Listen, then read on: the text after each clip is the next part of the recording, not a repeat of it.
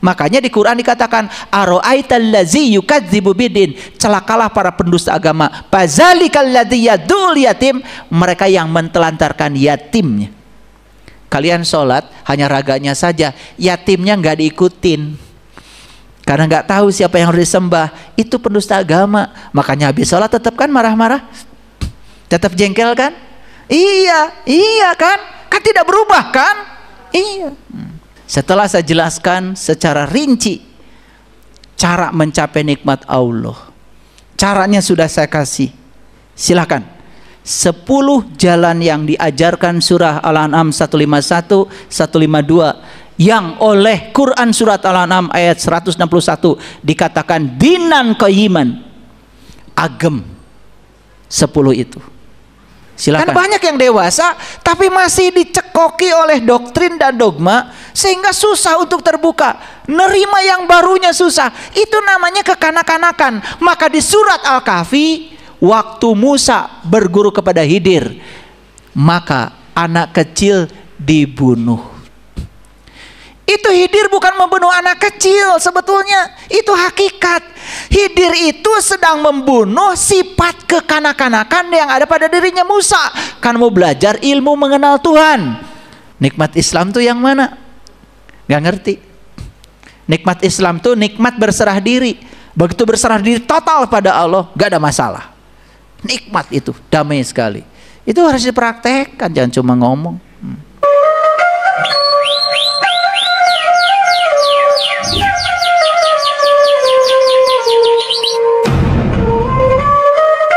Wa in kuntum min qablihi laminad dolin. Sebelum itu kamu termasuk orang-orang yang sesat. Jadi orang sesat menurut Quran itu orang yang belum mengenal Tuhannya. Makanya ketika sholat Allahu Akbar, kan orang sesat begitu, ngacrut. Betul nggak? Iya, ngacapruk. Iya, kemana aja. Tapi habis sholat ngakunya sudah menyembah Allah. Makanya Nabi Muhammad kan Isra Mi'raj dulu baru sholat. Kan mengenal dulu baru nyembah. Keren contohnya. Tapi kita tidak mengikuti contoh itu. Ngaku-ngaku aja. Kalau sudah jadi panitia Isra Mi'raj, surganya juga paling mana ya? Clear? Tadi Quran surat apa? Surat Al-Baqarah ayat 198. Yuk lihat saya sekarang. Sekarang saya tunjukkan ayat lain dalam Al-Quran. Ini Quran surat Ibrahim. Quran surat Ibrahim saya bacakan dari ayat yang kedua. Perhatikan. Allah yang memiliki segala apa yang di langit dan di bumi. Setuju? Yes. Jadi siapa pemilik yang di langit, yang di bumi? Kalian ada di mana? Di bumi. Rumah kalian ada di mana? Mobil kalian ada di mana? Suami kalian ada di mana? Anak kalian ada di mana? Pemiliknya siapa? Bohong.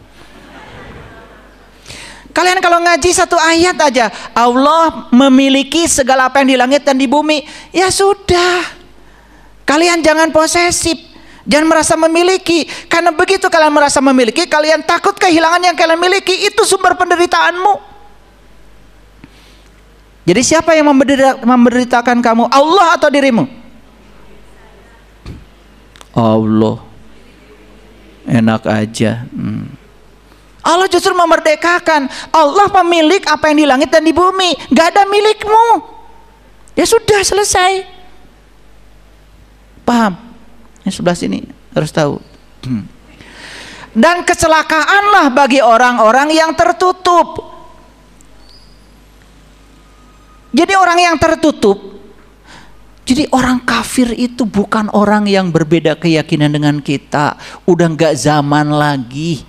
Orang yang kafir itu orang yang kafir. Kafir itu tutup. Yang tertutup pemikirannya, tertutup terhadap pandangan orang lain, tertutup terhadap kritik, tertutup terhadap ilmu-ilmu baru, merasa diri paling benar, itu yang berbahaya. Itu namanya kafir bahasa Quran. Lanjut. Siapa orang-orang yang tertutup itu, kata Quran? Dengarkan kata-kata Quran. Ini Ibrahim ayat yang ketiga. Allazina yastahibbunal hayatad dunya alal akhirah wa yasudduna an sabilillah wa yabgunaha iwaja ulaika fi dolalim ba'id. Nah, ini dolalnya pakai ba'id. Bararaid. Oh, udah jadi bahasa Sunda ya. Itu bahasa Arab. Ba'id itu jauh banget. Nah, dolalim ba'id ini sesatnya amat sangat sesat. Nah, siapa yang sesat menurut Quran? Satu, orang yang mencintai dunia lebih dari akhirat. Ini lanjutannya tadi. Yang kedua, orang yang menghalang-halangi manusia dari jalan Allah. Nomor dua. Yang ketiga, orang yang menginginkan jalan Allah itu bengkok. Maka kata Quran, ulaika fi dolalim ba'id. Mereka itu adalah berada dalam kesesatan yang jauh. Ini sesat versi Quran. Coba kalau versi Quran, termasuk gak kalian orang yang sesat? Nggak usah keras-keras. Kita rinci ya. Kita rinci. Ini baru 2 ayat yang saya sampaikan. Menurut versi Quran, orang sesat itu satu, yang belum bisa mengingat Allah. Karena kepadanya belum Allah menunjukkan apa-apa. Satu. 2, orang yang mencintai dunia lebih daripada akhirat. 2 ya. 3, orang yang menghalang-halangi manusia dari jalan Allah. Suka nggak Bapak Ibu menghalang-halangi diri Bapak Ibu dari jalan Allah? Enggak kok. Harus kasih contoh kayaknya ini ya. Kata Allah tuh di sini, kamu jangan bohong. Tapi bohong? Nah, masuk? Kata Allah, kamu jangan benci sama orang lain. Aku juga mencintai mereka. Tapi kamu tetap membencinya cuman karena berbeda dengan kamu. Masuk? Nah, dikasih contoh baru pada ngaku ya. Ini orang yang menghendaki jalan Allah tuh bengkok. Akhirnya dibengkokkan oleh dirinya sendiri. Apa yang terjadi? Orang yang selalu melawan kehendak Allah dalam dirinya, lama kelamaan dia merasa terpisah dari Allah, lalu merasa amat jauh dari Allah. Batinnya tidak akan pernah damai. Nah, kelompok orang yang seperti ini kata Quran, itulah orang yang sesat sejauh-jauhnya sesat. Clear sampai di sini? Oke, jadi banyak ya sekarang pengetahuan baru ya. Ini semua Quran. Saya menghindari diri dari persepsi. Oke, sekarang bagaimana caranya kita supaya dapat nikmat itu? Nah, kata Quran surat Al-An'am ayat 151. Ini kalau saya bacakan bahasa Arabnya kepanjangan. Saya sudah rangkum isi dari Quran surat Al-An'am ayat 151. Surat ke-6 151. Nanti Bapak Ibu catat surat ke-6 ayat 151. Bagaimana cara mencapai nikmat Allah itu? Ini udah cara. Di surat Al-An'am 151 ada 5 cara. Ada 5. Oke, sekarang saya tunjukkan. Apa aja caranya? Sudah dibuat rinci. 1. Janganlah kamu mempersekutukan sesuatu dengan dia. Itu cara yang pertama. Kenapa ada orang yang mempersekutukan Allah? Kenapa ada orang yang menduakan Allah? Saya sudah jelaskan di kajian sebelumnya. Orang yang mempersekutukan Allah itu gara-gara dia tidak tahu dan kenal kepada Allah. Jadi kalau begitu, ayat yang pertama ini, surat Al-An'am 151 ini menegaskan kepada kita, kalau kamu ingin mencapai nikmat Allah, satu perintahnya, kenali Allah. Karena Allah bersamamu lebih dekat daripada urat nadi lehermu. Ketangkap? Ya. Perlu saya bacakan bahasa Arabnya? Saya bacakan. Bisa terpercaya. Kan kata Allah di sini, Kul ta'alau ajlu ma harrama rabbukum alaikum. Ya, katakanlah, aku ingin beritahukan kepadamu tentang apa yang Allah haramkan bagi kamu. Yang pertama, alla tusyriku bihi syai'an. Baru percaya ya sekarang ya? Ya. Jadi yang pertama kata Allah, kalau ingin mencapai nikmatku, yang pertama, jangan kamu persekutukan aku dengan selain aku. Ini perintah dari Allah agar kita mengenal Dia. Bukan Dia yang kita kenal dari versi orang, tapi Dia yang kita kenal dari versi sejatinya Dia. Makanya Dia tidak bisa diterangkan, tidak bisa dijelaskan, tidak bisa dipelajarkan, tetapi Dia ada bersamamu dan bisa ditemui kapanpun kamu mau. Karena Dia tidak pernah tidur, tidak pernah terkantuk sekalipun. 2. Berbuat baiklah terhadap kedua orang tua. Itu yang kedua. Makanya saya kasih tahu ya, yang suka berantem sama ibu bapaknya, yang pelit sama ibu bapaknya, yang tidak menghormati orang tuanya, awas ya. Jadi orang tua dalam Al-Quran itu ada 2, wabil walidain. Orang tua yang pertama yang melahirkan kita secara jasmani, yang menjemput kita dari langit ke bumi, itu orang tua jasmani. Ayah dan ibu itu dihitung setengah-setengah, dijumlahkan jadi 1. Itu baru 1 orang tua. Kita harus punya orang tua yang kedua. Orang tua yang kedua adalah yang mengantarkan kita dari bumi ke langit, yang mengantarkan kita untuk mengalami kelahiran yang kedua, yang disebut dengan Dwi Jati, yang bisa mengenalkan kita kepada Allah. Itulah yang disebut dengan orang tua yang kedua. Sudah punya 2 orang tuanya? Kalau baru punya ibu bapak itu baru 1. Setengah dari ibu, setengah dari ayah. Tapi kalau kita tidak baik sama orang tua yang melahirkan kita secara fisik, tidak menghormatinya, ridho Allah nggak akan jatuh. Yang kedua, ridho Allah jatuh karena ridho orang tua rohani. Harus punya tuh orang tua rohani.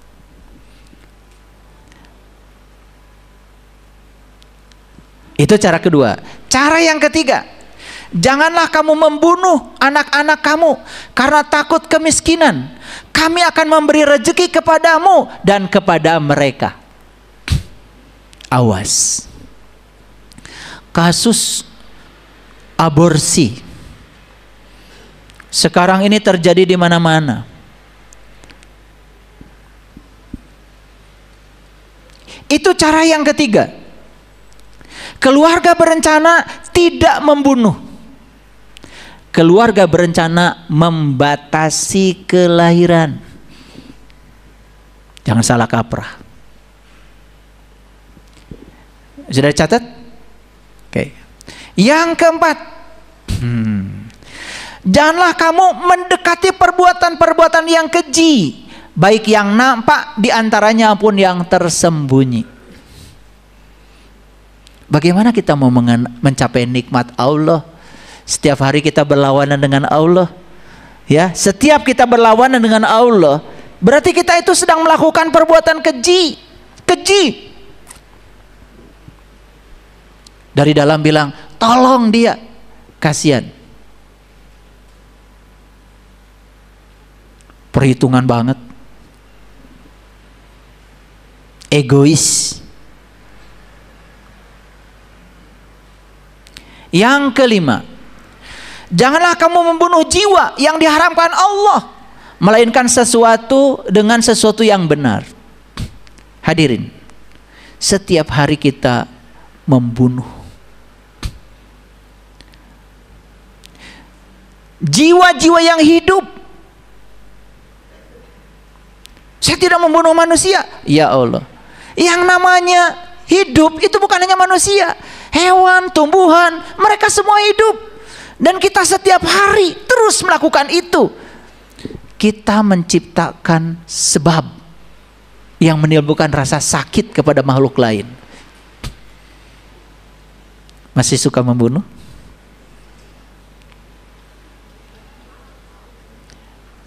Melainkan dengan sesuatu yang benar. Rasulullah pernah dikabarkan beliau membunuh ular. Karena itu membahayakan. Itu tetap membunuh ya, dan minta maaf. Tetapi itu karena membahayakan. Kita nggak bahaya juga dibunuh terus. Makanya kita terus menimbulkan sebab rasa sakit pada makhluk lain. Makanya leluhur-leluhur kami ya di tanah Parihang ini mengajarkan cari makanan yang kalau kamu terpaksa harus membunuh, karmanya paling sedikit. Rasa sakit yang ditimbulkannya jangan terlalu besar. Kenapa? Semua rasa sakit yang ditimbulkan pada makhluk lain akan kembali pada diri kita sendiri. Jujur Bapak Ibu, 5 perintah Al-Quran ini sudah dilaksanakan belum? Tapi ngakunya sudah mendapat nikmat ya. Apalagi kan setiap pidato kita bersyukur. Kita panjatkan dulu ya. Kita panjatkan puji dan syukur kepada Allah karena kita hari ini masih bisa merasakan nikmat iman, nikmat Islam. Wih, luar biasa.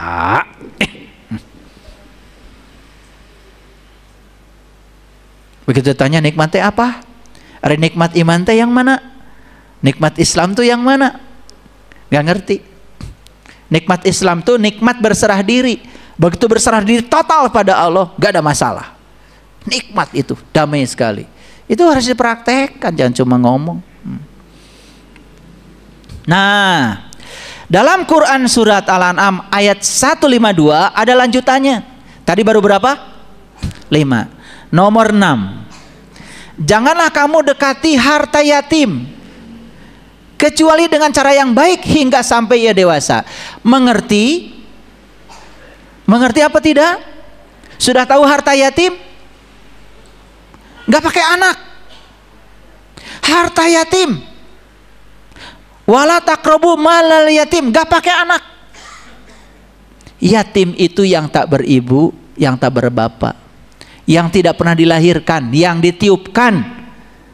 Jadi yatim itu hakikatnya adalah jiwa kita. Ya, apa harta jiwa? Satu-satunya harta jiwa adalah Dia yang maha jiwa. Jadi hartanya jiwa itu adalah Allah. Makanya kalau mau belajar ilmu mengenal Allah harus nunggu sampai dia dewasa. Kalau masih kecil belum waktunya. Dewasa apanya? Bukan dewasa usianya, dewasa pemikirannya. Kan banyak yang dewasa tapi masih dicekoki oleh doktrin dan dogma sehingga susah untuk terbuka. Nerima yang barunya susah. Itu namanya kekanak-kanakan. Maka di surat Al-Kahfi, waktu Musa berguru kepada Khidir, maka anak kecil dibunuh. Itu Khidir bukan membunuh anak kecil sebetulnya. Itu hakikat. Khidir itu sedang membunuh sifat kekanak-kanakan yang ada pada dirinya Musa. Kan mau belajar ilmu mengenal Tuhan. Makanya ilmu mengenal Tuhan itu hanya untuk orang-orang yang sudah terbuka pemikirannya, yang sudah dewasa. Yang masih suka usil, intoleransi, tidak bisa menerima perbedaan, tos weh, calik heula. Calik heula, ya. Jangan belajar ilmu-ilmu kayak gitu, ya. Sudah, ya. Iqra 1 aja. Iqra 1. Naiklah paling Iqra 2.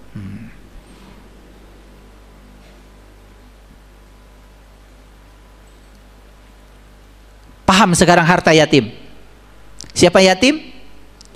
Yang tak beribu, yang tak berbapak, yang tidak pernah dilahirkan. Semua yang dilahirkan ini lama-kelamaan jadi yatim juga. Repot ngurusnya sedunia, yatim semua. Kan pada akhirnya ayah ibu kita pasti meninggal, betul? Ini banyak di sini kan anak yatim. Nah ini anak yatim. Yang dibicarakan di Quran tuh yatim. Makanya yatim itu adalah yang tak beribu, yang tak berbapak, yang tidak pernah dilahirkan. Makanya di Quran dikatakan aro'aital ladzi yukadzibu bidin, celakalah para pendusta agama. Fazalikal ladzi yadul yatim, mereka yang mentelantarkan yatimnya. Kalian sholat hanya raganya saja, yatimnya nggak diikutin. Karena nggak tahu siapa yang harus disembah, itu pendusta agama. Makanya habis sholat tetap kan marah-marah, tetap jengkel kan? Iya kan? Kan tidak berubah kan? Iya. Yang ketujuh, dan sempurnakanlah takaran dan timbangan dengan adil. Takaran dan timbangan itu bukan hanya di pasar. Karena kalian gak semua juga kan tidak dagang kan? Masa ayat ini spesial buat pedagang di pasar? Bukan. Takaran dan timbangan itu dalam kehidupan. Takar, kalau mau bicara takar, timbang. Yang dikatakan ini apakah menyakiti orang yang mendengar apa tidak? Takar, timbang dengan adil. Kalau bicara kepada anak, ukur anak sesuai dengan ukuran dia. Jangan diukur anak sesuai dengan ukuranmu. Anak belajar tambah-tambahan, opat tambah opat sabaraha. Lieureun tah budak teh. Dah belum masuk di otaknya. Terpaksa cari jari opat. Gini aja belum tentu bisa. Melipatin aja belum tentu bisa. Kata orang tua, kitu wae teu bisa. Tuh. Ini tidak adil. Takaran timbangannya nggak adil. Ketika anak pakai kaos kaki terbalik, ketika anak pakai sepatu terbalik, keun we cenah ngarasakeun. Biarkan dia punya pengalaman pakai sepatu terbalik, jatuh karena sepatu terbalik, antap. Biar punya pengalaman ternyata sepatu terbalik itu gini rasanya, biarkan, itu belajar. Paham? Selama tidak berbahaya, biarkan. Anak belajar 4 tambah 4, kieu ieu kieu. Maneh hese, maneh mah tuh bari amak-amakan, erek asup kumaha ka budak. Kolotna emosi gitu, betul nggak? Iya opat. Nah, kata jumlah aja di otaknya belum nyampe. Tapi kita menganggap anak tuh mengerti yang kita mau. Tinggal dijumlahkeun. Tuh sareuri tah nu rumasa. Betul apa tidak, Bu? Tah eta ya. Jadi tidak adil. Makanya sempurnakan takaran dan timbangan dengan adil. Suami pulang capek, ya sudah rawat dulu, peluk dulu. Di mana? Jeung saha? Mawa naon? Tuh. Harusnya apa? Sudah alhamdulillah Bapak tos uih. Keun we telat oge. Nu penting uih. Daripada Bang Toyib terbalik-balik. Betul nggak? Kan alhamdulillah harusnya balik oge, betul nggak? Kan we wangi-wangi ge. Pulang aja sudah berkah, alhamdulillah. Nah kita itu sering tidak bisa menakar, menimbang dengan adil, betul nggak? Tidak bisa berbicara pada situasi yang tepat. Ini timbangan dan takaran yang dimaksud ayat ini bukan soal di pasar. Itu mengges puguh. Paham ya? Jujur ya, suka menakar menimbang. Coba kalau mau berkata, suka nggak? Pantesan tidak dapat nikmat Allah. Karena cara nomor 7 belum dilampaui. Masuk nomor 8. La nukallifullahu nafsan illa wus'aha, gitu ayatnya. Sadari bahwa Allah tidak memikulkan beban kepada seseorang melainkan sekedar kesanggupannya. Kalau semua yang di masjid ini, yang di rumah sedang mendengarkan TikTok saya, sadar dengan ayat ini, la nukallifullahu nafsan illa wus'aha, sebagaimana yang dijelaskan di Quran surat Al-An'am 152. Allah tidak mungkin membebankan hambanya di luar kesanggupannya. Berarti apapun yang terjadi dalam hidupku sebetulnya sudah diukur oleh Allah sesuai dengan kesanggupanku. Makanya sanggupkan diri kita, pantaskan diri kita, layakkan diri kita bisa mengatasi semuanya sebesar apapun yang terjadi. Jangan cengeng. Dikit-dikit mengeluh, ya Allah, menikih-kih teuing. Sekali-kali coba, ya Allah, ajarkan pesan apa yang hendak Engkau sampaikan kepadaku lewat kejadian ini. Sekali-kali gitu atuh, dewasa sedikit. Bukan, ya Allah kenapa begini, kenapa begitu, menggugat sama Allah. Padahal Allah bilang, la nukallifullahu nafsan illa wus'aha. Aku tidak akan mungkin memberikan beban kepada hamba-hamba yang aku cintai melampaui kesanggupannya. Tapi pikiran dan perasaan kita itulah yang sering merendahkan diri kita, seolah-olah kita tidak sanggup, lalu kita putus asa di tengah jalan. Bagaimana mau nyampe nikmat Allah kalau mentaliti kita seperti itu? Yang kesembilan, dan apabila kamu berkata, maka hendaklah kamu berlaku adil, kendati pun itu adalah kerabatmu. Waduh, ini Quran keren banget. Karena kita ini memang kalau urusan keluarga kadang-kadang tidak adil. Disinilah masuknya konsep nepotisme, KKN. Jadi KKN itu dia pejabat di departemen ini, bro, anak incuna. Walaupun dia tidak layak, tidak punya kompetensi untuk di situ, dia tidak bisa berlaku adil. Dia tidak berlaku adil, terutama untuk kerabatnya. Untuk orang lain dia adil. Kamu harus mengikuti tes ini, tes ini, tes ini. Keluarganya nggak pakai tes. Coba bayangkan Bapak Ibu, ieu nu kararieu seueur atanapi loba.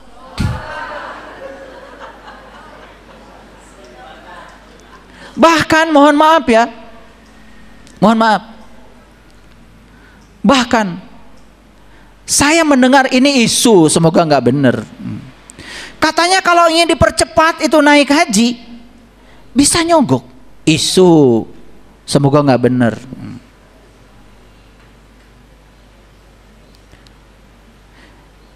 Ini kan berarti nggak bisa berlaku adil. Urusan spiritual aja bisa sogok, menyogok. Padahal di Quran, di dalam hadis kan, ar-rasi wal murtasi finnar. Yang nyogok dengan yang disogok dua-duanya masuk neraka. Jujur Bapak Ibu, bisa nggak kita berlaku adil, terutama pada kerabat? Saya dosen di sebuah universitas. Anak saya mau masuk universitas di mana saya ngajar di situ. Saya bilang sama anak saya, kamu mau kuliah di mana? Pengen di universitas ayah, boleh? Tes. Kalau lulus, ya kuliah di sana. Nggak lulus, jangan minta tolong sama saya.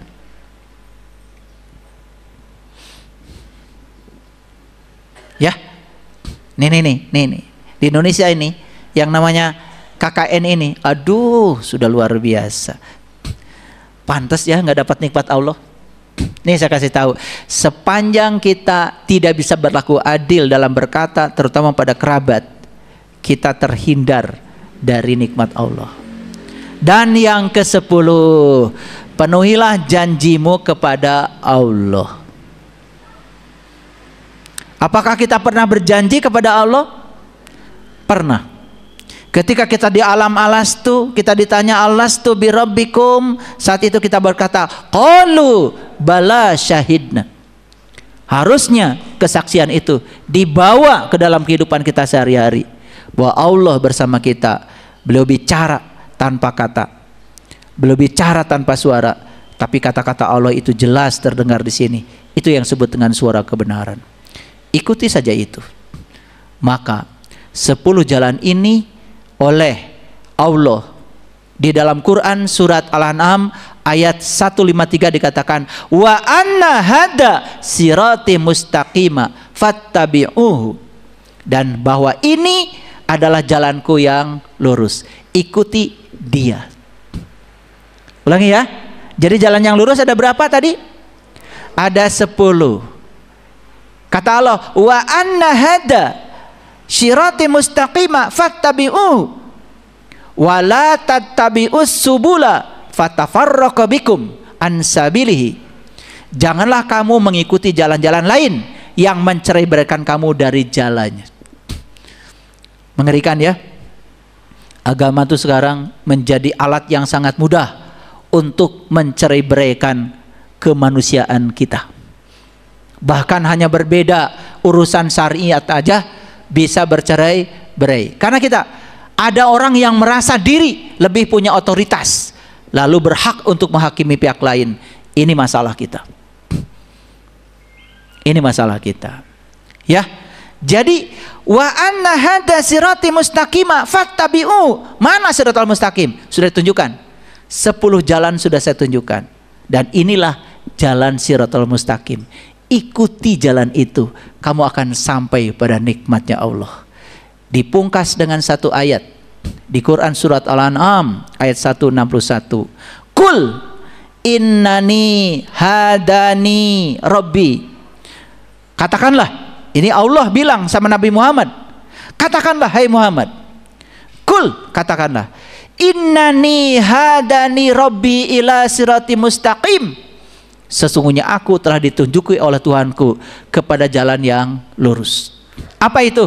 Dinan qayyiman, agama yang lurus. Jadi ternyata kalau menurut Quran, 10 jalan yang tadi itu oleh Quran disebut agama. 10 jalan yang tadi itu oleh Quran disebut dinan qayyiman. Itu agama yang lurus. Jadi kalau kita ngagem agama siratal mustaqim, harusnya menjalani yang 10 tadi. Udah dicatat? Oke. Dari 10 itu yang sudah dijalanin berapa? Can hiji-hiji acan. Mengerikan. Nomor 1 juga masih mendua karena belum kenal. Betul nggak? Nomor 2 komo. Nomor 3 apalagi? Wah, sampai nomor 10 tiap hari melanggar janji kepada Allah. Bahkan Allah dihianati.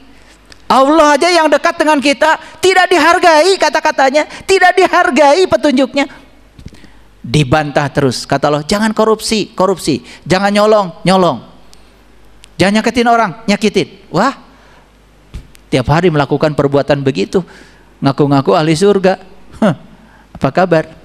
Orang terdekat aja dengan kita, keluarga, pasangan, anak, tidak merasa damai dengan kehadiran kita. Apa kabar? Gak usah mikirin umat, pikirkan aja dulu diri kita. Jadi ternyata Nabi Muhammad sendiri disuruh berkata, innani hadani rabbi, sesungguhnya aku telah ditunjuki oleh Tuhanku ila syirati mustaqim, ke jalan yang lurus. Apa itu? Dinan qayyiman. Inilah agama yang lurus. Yang 10 tadi itu ternyata disebut agama. Ajarannya sangat jelas. Millata Ibrahim Hanifa, itu adalah ajarannya Ibrahim. Jadi makanya ajarannya para nabi dan para rasul gak beda. Syariatnya saja di setiap zaman beda-beda, gak apa-apa. Wa ma kana minal musyrikin, dan sungguh Ibrahim itu tidak termasuk orang-orang yang musyrik. Berarti Ibrahim sudah memenuhi enggak kriteria siratal mustaqim yang pertama? Sudah? Iya. Makanya kalian ketika umroh, ketika haji kan talbiyah, labbaik Allahumma labbaik, labbaik la syarika lak labbaik, innal hamda wa ni'mata la syarika lak. Aku datang memenuhi panggilanmu ya Allah. untuk membebaskan syirik yang ada padaku. Labbaik Allahumma labbaik, labbaik la syarika laka labbaik. Innal hamda wa ni'mata laka wal mul la syarika lak. Jadi kita haji, umroh, pergi ke Baitullah itu satu tujuannya membebaskan syirik, supaya kita ketemu dengan siapa? Dengan yang punya rumah, bukan ketemu rumahnya. Li ila fi Quraisy ila fihim rihlatas sita'i was-saif falyabudu rabb hadzal bait.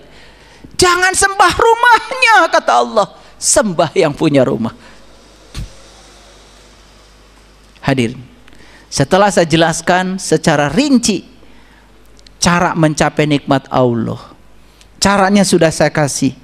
Silakan 10 jalan yang diajarkan surah Al-An'am 151, 152, yang oleh Quran surat Al-An'am ayat 161 dikatakan dinan qayyiman, agem. 10 itu silakan rinci, dari 10 ini mana yang saya belum. Nomor 1 belum, usahakan. Nomor 2 belum, usahakan. Nomor 3 belum, usahakan. Sampai nomor 10. Saya jamin, hadirin, kalau kita sungguh-sungguh menjalankan 10 jalan itu, luar biasa. Bahkan nikmat Allah itu berlimpah ruah setiap ruang dan waktu. Hidup penuh dengan keberlimpahan. Hidupku kini mudah, hidupku kini indah, semua yang ku butuhkan selalu ada. Tubuhku semakin sehat, jiwaku semakin kuat. Terima kasih Tuhan, ku bahagia. Terima kasih. Assalamualaikum warahmatullahi wabarakatuh.